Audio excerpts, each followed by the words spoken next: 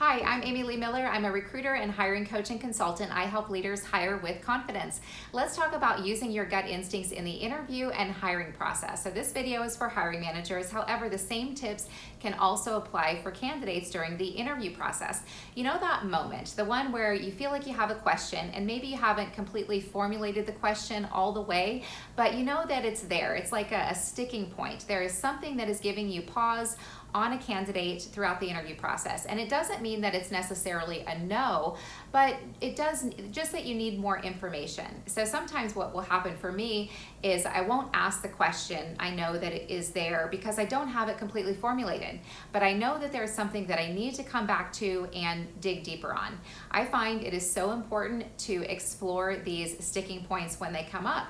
Sometimes we can get busy, maybe moving on to another talking point, and if we forget to come back to this potential area of concern and let the candidate continue moving throughout the process, we can later find, and I often do, that this sticking point resurfaces and is usually quite significant and is trying to show up, stick out for a reason.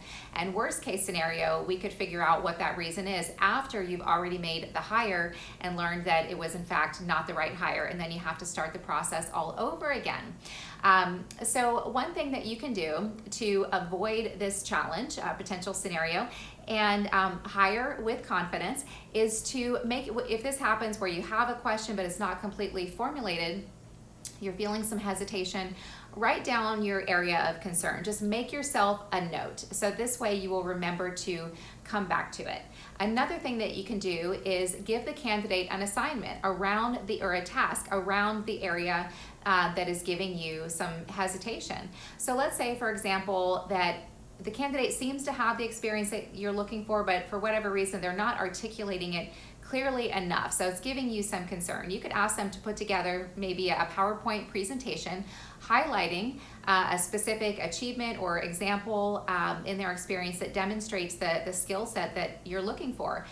What their action steps were, all of the parties involved, what they achieved, and exactly how they did it. So if the candidate then does not have this experience, they will likely struggle with this task, and at least you'll get your answer. It'll come out during the interview process and not after. Another thing that you can do is share this potential concern with another colleague or maybe a current team member and enlist their help in the interview process. Have them sit down, have a conversation with the candidate while keeping this area of concern in mind, and then you'll have a second perspective. These sticking points, these concerns, feelings of concern that can sometimes show up, they're showing up for a reason. And again, it doesn't have to be a no, but it does call for further exploration. So heeding your instincts in the interview process, maybe taking some extra time, some extra steps in the interview process will later save you time if you instead end up making the wrong hire and have to start the process again. And the same can go for candidates too. You want to pay attention if you feel like you're having unanswered questions during the interview process, you feel like you're having some pause, you want to make sure that you dig deeper to make sure that you make the right move for you. And it may end up being, or you may end up learning that that particular company is not the right move for you. So dig deeper, pay attention to those hesitations. I find that sometimes we can not ask questions because we're afraid of what the answer is going to be.